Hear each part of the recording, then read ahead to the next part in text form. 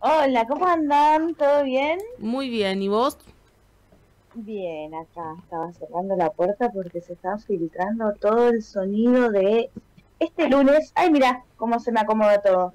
Este lunes que está arrancando, ¿qué lunes? ¿Qué lunes? ¿Qué Ya semana? Que arranca una semana nueva en Intensa. el gabinete de la Argentina de mínima, con de muchas mínima. denuncias que vamos a profundizar más Sí, tarde en este programa. sí, está bueno para pensar. A mí me gusta siempre pensar, viste, los nombres de la gente que es seleccionada para el gabinete y eso, en función de los intereses que tienen y cómo está conformado, de qué palo vienen, dónde trabajaron.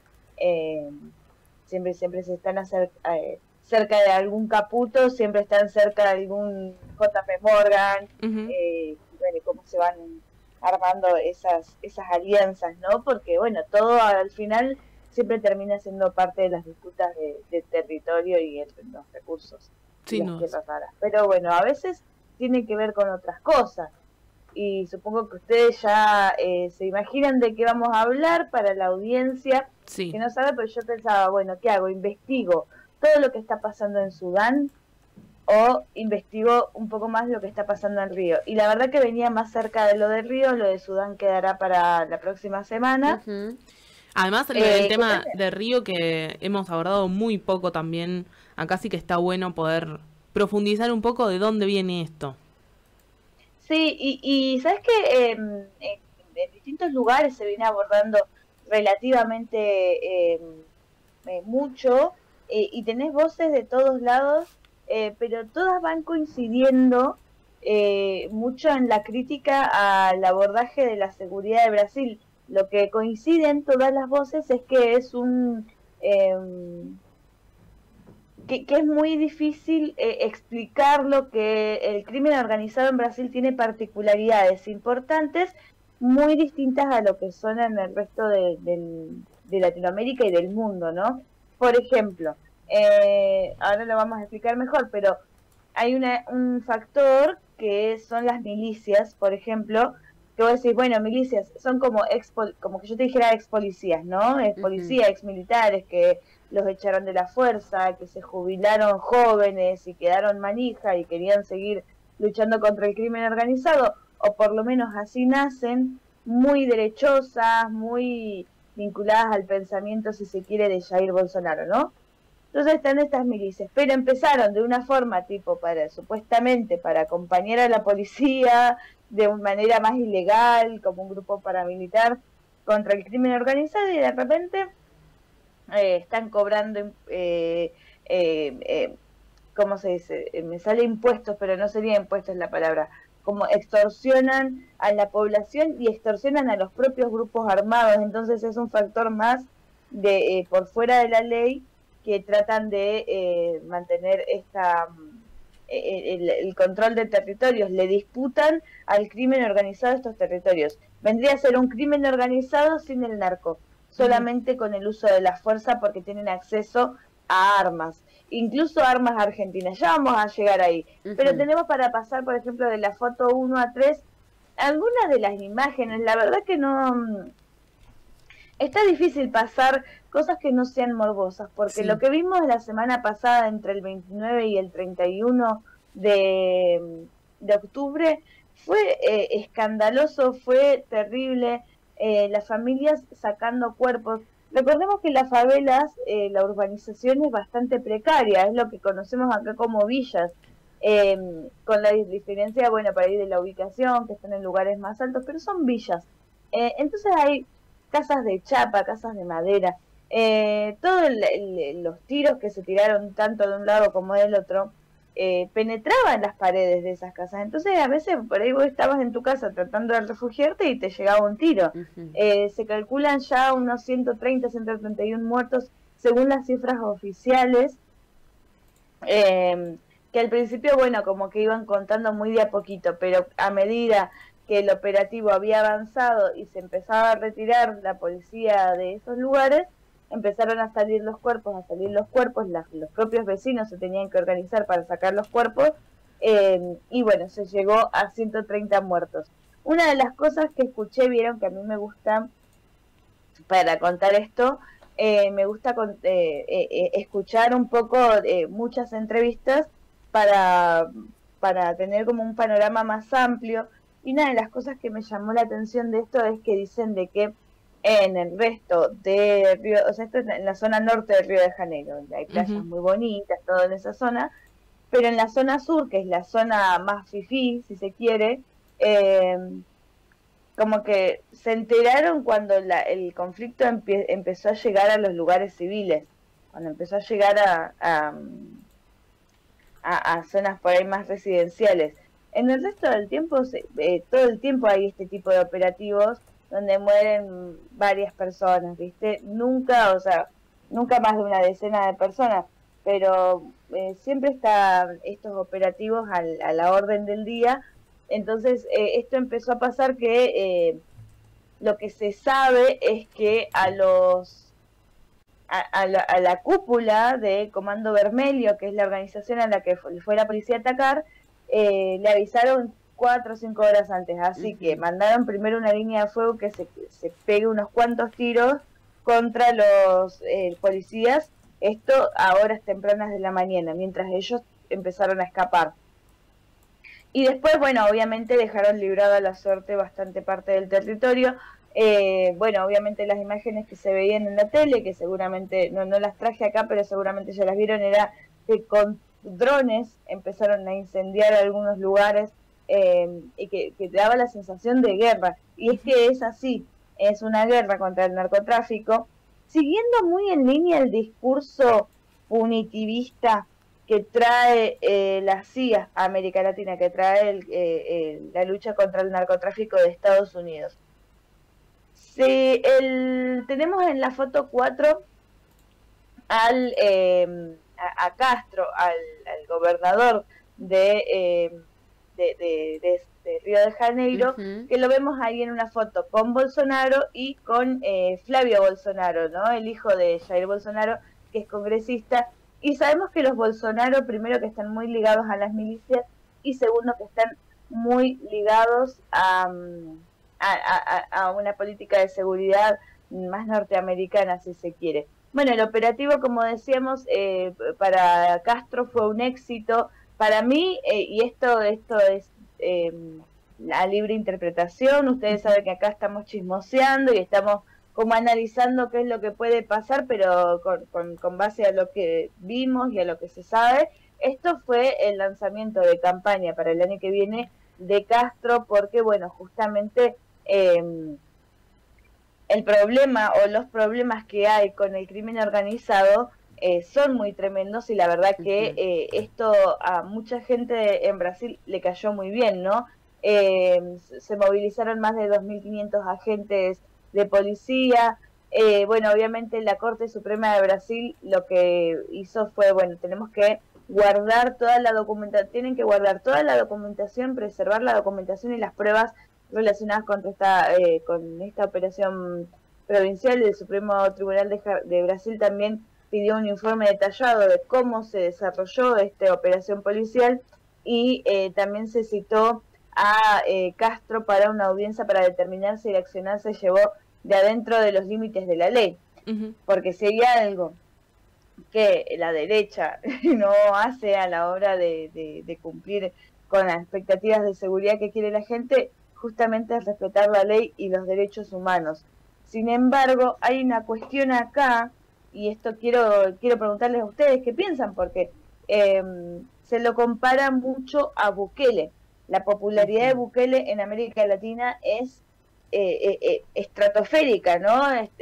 El propio Salvador tiene más del 80% de población, o por lo menos tenía eso hasta hace un tiempo. La verdad que no, si cambió eso no sé cómo es, y eso lo hizo justamente atacando a las maras, que eran las que controlaban los territorios. La gente no podía salir de su barrio, por ejemplo, no podía cruzar una calle porque pasaba el territorio de otra mara y los mataban, era así, o les pasaban cosas horribles. Entonces, cuando Bukele hace toda su política de seguridad y primero supuestamente acuerda con una mara para matar a la otra y después termina matando a la otra, eso es lo que se dice, lo que se sabe. Yo la verdad no tengo pruebas para decirlo. La verdad que Bukele ganó muchísima apoyo entre toda la población, calmó todo lo que era el control del narcotráfico, recuperó para el Estado los territorios que eran del narcotráfico, recuperó para la gente cierta tranquilidad, entonces la gente ahora le celebra eso, más allá de que hubieran ejecuciones sumarias, de que hubieron presos que ni siquiera estaban vinculados al narcotráfico, que por ahí eran turistas que iban pasando por ahí y que se violaron un montón de derechos humanos. Esta política de mano dura a mucha gente le cae muy bien. Sí. Entonces esto que hizo Castro, más allá de que puede haber muerto un montón de civiles, se sabe que de esos 130, 40 estaban vinculados al Comando Vermelho y otros podían ser como rangos bajos, pero no se sabe si todos estaban vinculados al crimen organizado o no. Por eso les quiero preguntar a ustedes cómo los ven. Pienso también en las zonas más ricas de Río, donde vive la gente que tiene más plata. Seguramente lo estén viendo con buenos ojos a todo esto que está haciendo Castro. Y también ahí muy interesante el punto que vos marcabas de que arranca la campaña electoral el año que viene para las presidenciales. Exactamente, porque hay algo, y esto lo escuché en varias entrevistas. Bueno, ustedes saben que yo escucho... trato de escuchar de los que estoy de acuerdo y los que no estoy tan de acuerdo para analizar este tipo de temas, pero hay algunos de los progres, digamos, de la izquierda, de gente más vinculada a la izquierda, que cuando lo analizas, o cuando lo analizan te dicen, lo que pasa es que la izquierda o el progresismo de base ya nace sin tener políticas de seguridad que estén buenas, sin estar pensando, porque nace dentro de la persecución a los líderes de izquierda, y entonces ya la izquierda o la parte de Lula, que está gobernando hace un montón, sí, está mejorando un montón de índices laborales, está cuidando a los brasileros respecto de los aranceles, por ejemplo.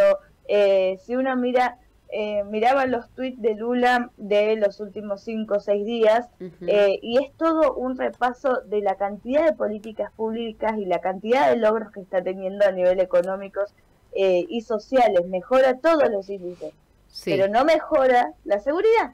Rochita, igual, perdón, te hago un parate acá, porque la gente que sabe sobre narcotráfico lo que analizaba era...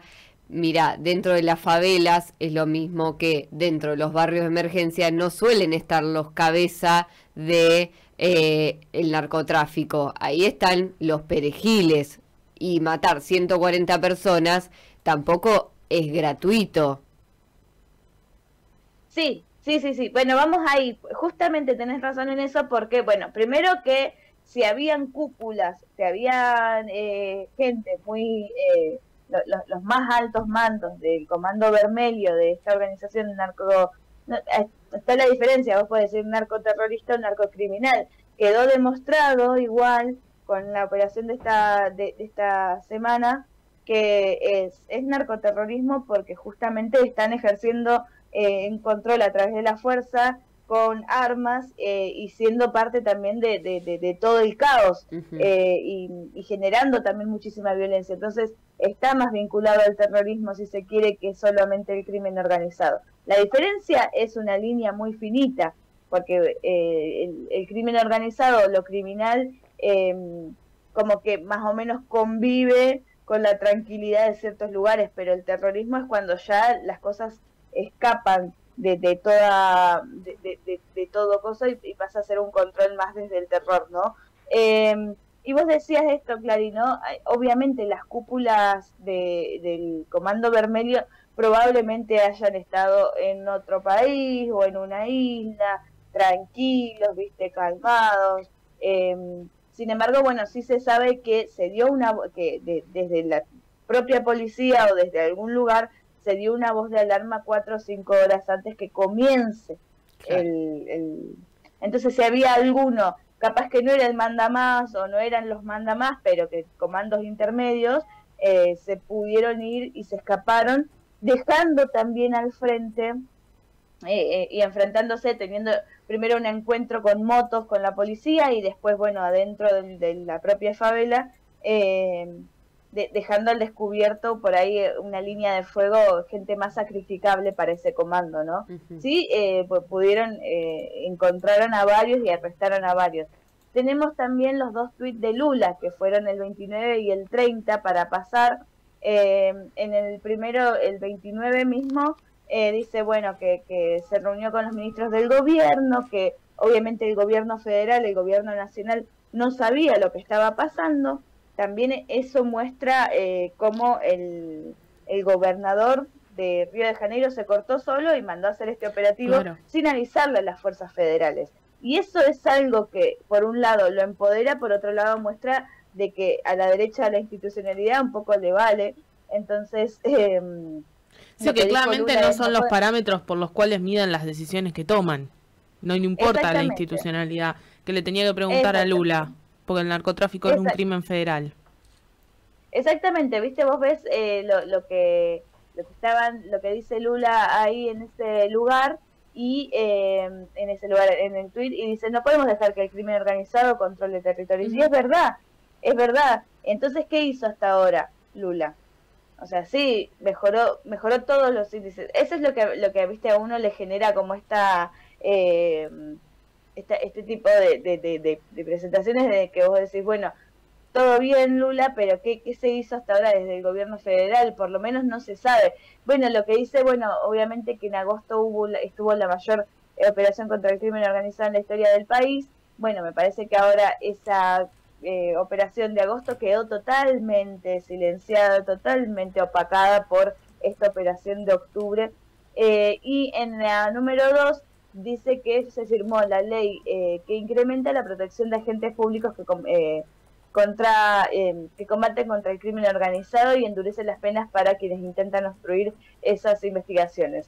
Después, lo que tenemos en la foto número 7 es que se reunieron el secretario de Seguridad Nacional de Salud, de Seguridad Pública de Nación, Mario Sarrubio, y el de Río de Janeiro, Víctor dos Santos, una imagen que dejó mucho a nivel simbólico, porque se notaban también ciertas rispideces entre estos dos funcionarios, porque, bueno, obviamente Víctor dos Santos fue quien estuvo a cargo del operativo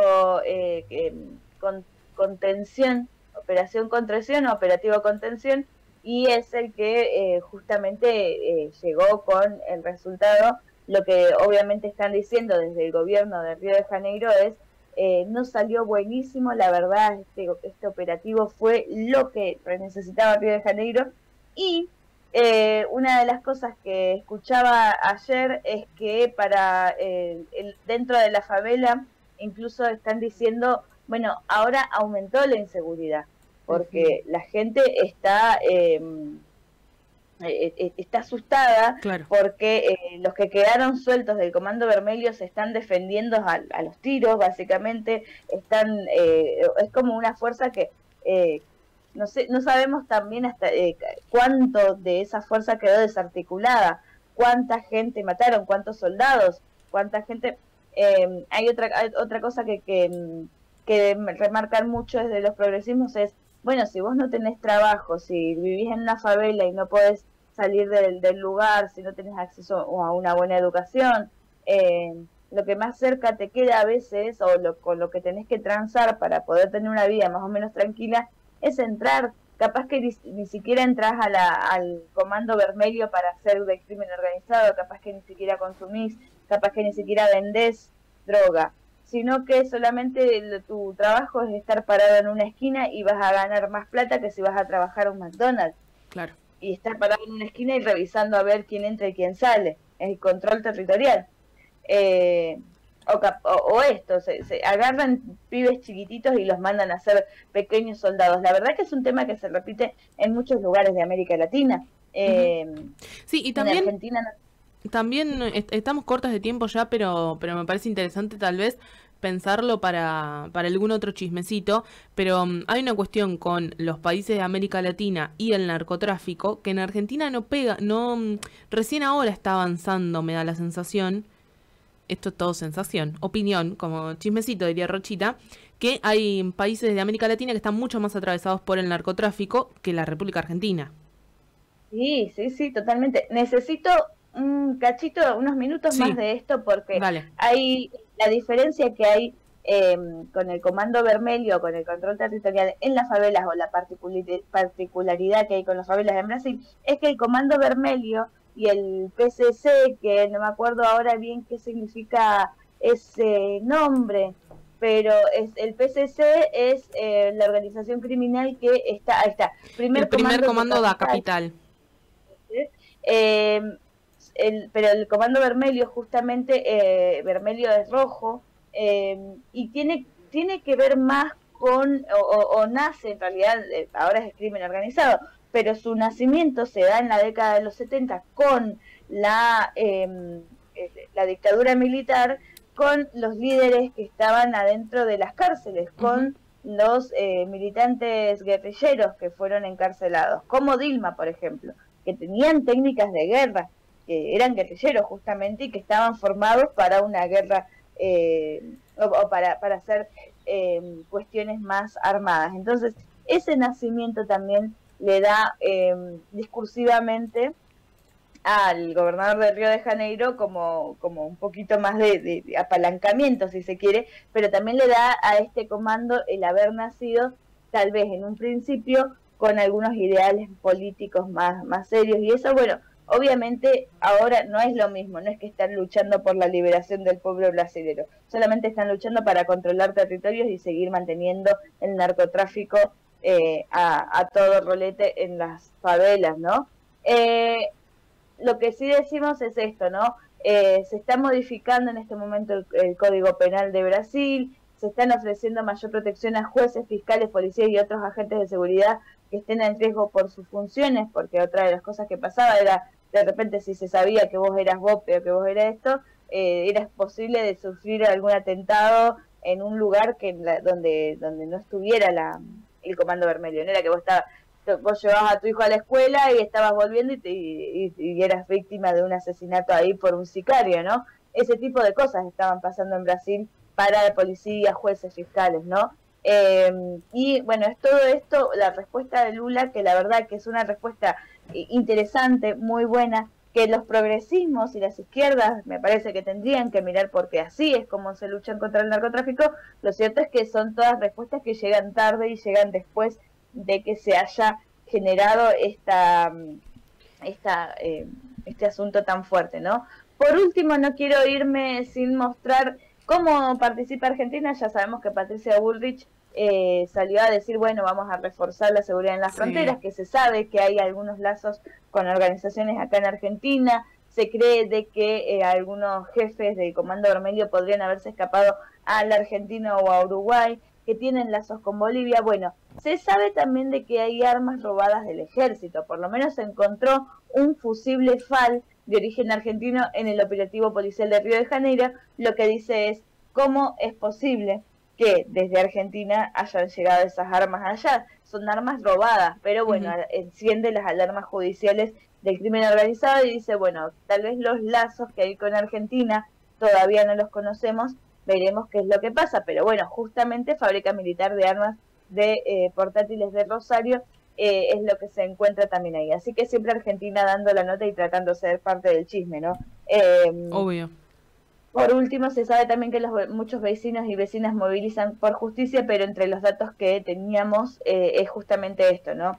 A la población de Río de Janeiro, más del 60% le cayó muy bien que se haga este operativo porque no querían seguir viviendo en esas condiciones, con ese miedo.